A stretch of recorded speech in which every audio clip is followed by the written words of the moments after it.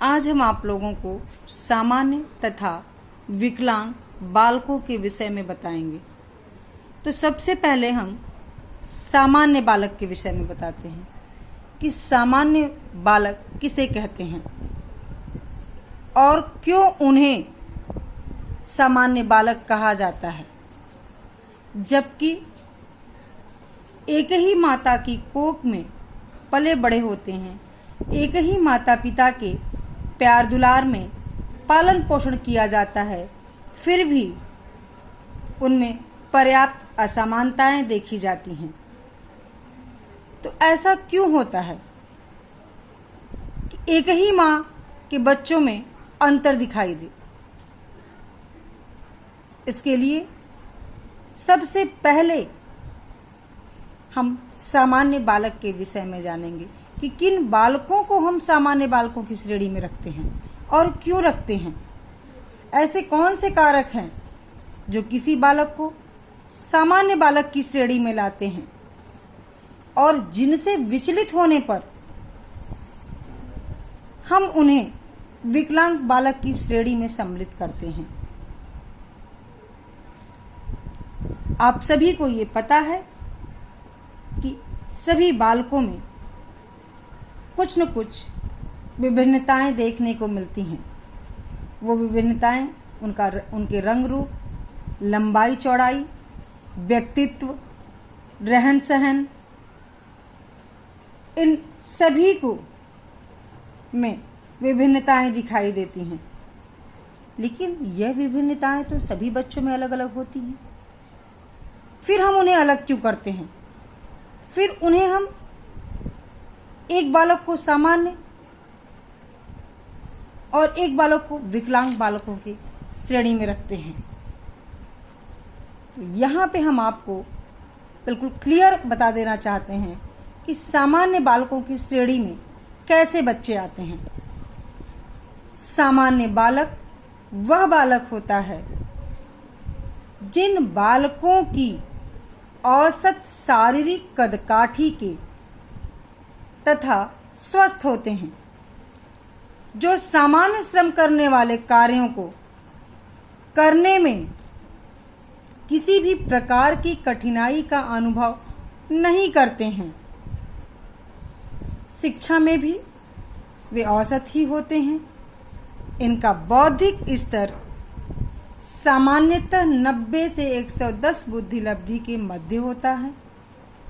ऐसे बालक पढ़ाई में सभी विषयों को समान महत्व देते हैं।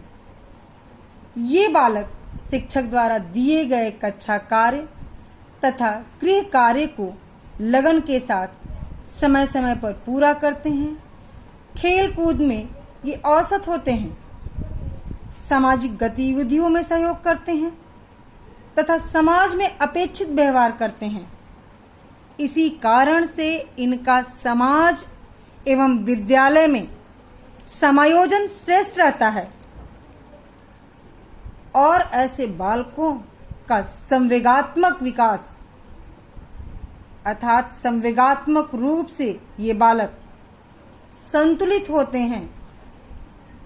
हम संक्षेप में कह सकते हैं कि वह बालक जिनमें सभी बालकों के समान कार्य करने की क्षमता हो, सीखने की क्षमता हो, संप्रेषण की क्षमता हो, शैक्षिक कार्यों में भाग लेने की क्षमता हो, समायोजन की क्षमता लगभग एक समान पाई जाती हो, ऐसे बालकों को हम सामान्य बालकों की श्रेणी में रखते हैं।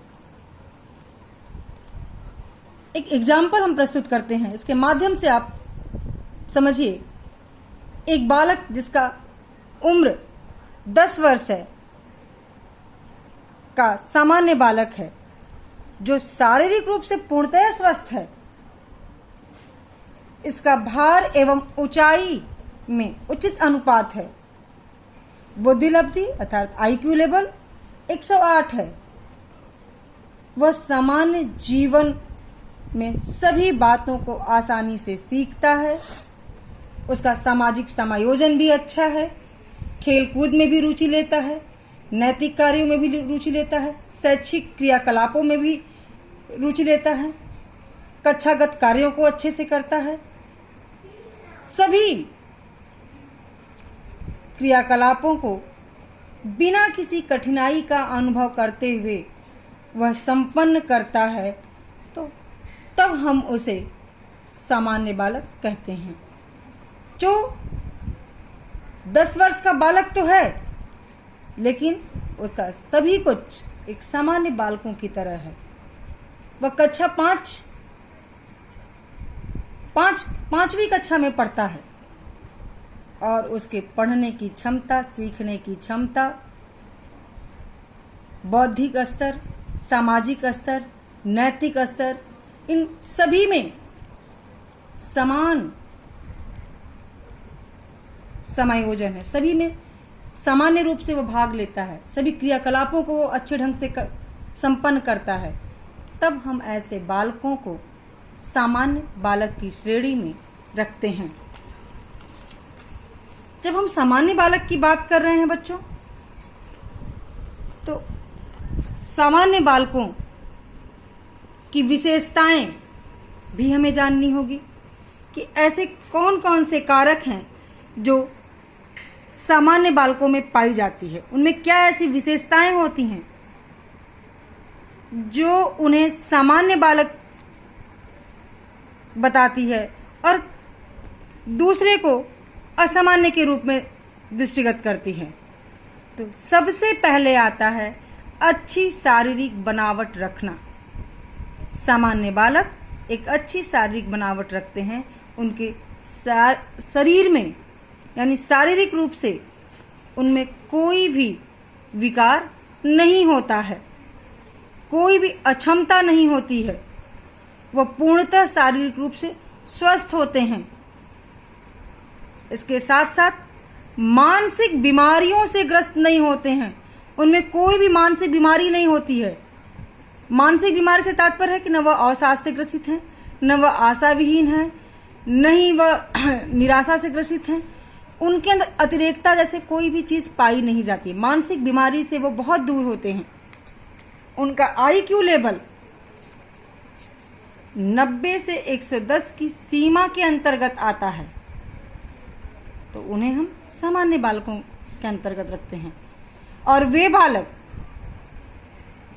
कक्षा में बताई गई बातों को ठीक से समझते हैं।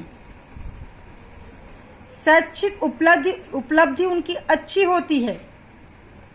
शैक्षिक उपलब्धि, जब वो कक्षा में बताई गई बातों को सीखते हैं और उसकी प्रतिपुष्टि करते हैं, फीडबैक देते हैं, तो उन्हें असफलता का मुंह नहीं देखना होता है। उनके अंदर नकारात्मक संवेग जैसे क्रोध, घृणा, ईर्ष्या, द्वेष का अवांछित रूप से वे बालक अनुभव नहीं करते हैं, उनमें नहीं पाई जाती है। न वो बहुत ज़्यादा क्रोध करते हैं, न घृणा करते हैं, न ईर्ष्या करते हैं। ऐसी नकारात्मक संवेगों का उनमें कहीं भी नहीं पाया जाता है, उनमें कहीं भी नहीं दिखता है। नकारात्मक संवेग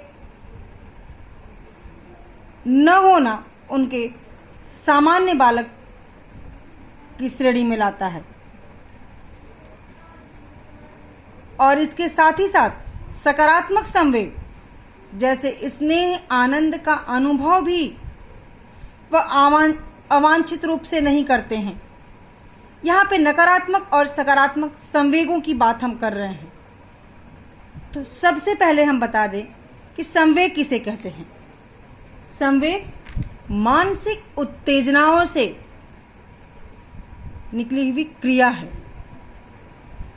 और प्रत्येक व्यक्ति के जीवन में, दैनिक जीवन में वह संवेगों का अनुभव करता है।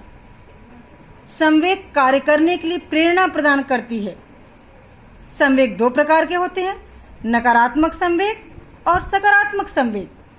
नकारात्मक संवेग व्यक्ति के व्यक्तित्व के विकास में बाधक होता है और सकारात्मक संवेग उसके व्यक्तित्व के विकास में सहायक होता है। लेकिन दोनों की अधिकता अगर हो जाती है, अवांछित रूप से आनंद का अनुभव, स्नेह का अत्यधिक, तब वह विकास के मार्ग में बाधा होता है। सामान्य बालकों के अंदर नकारात्मक संवेग और सकारात्मक संवेगों का अनुभव अवांछित रूप से वे बालक नहीं करते हैं।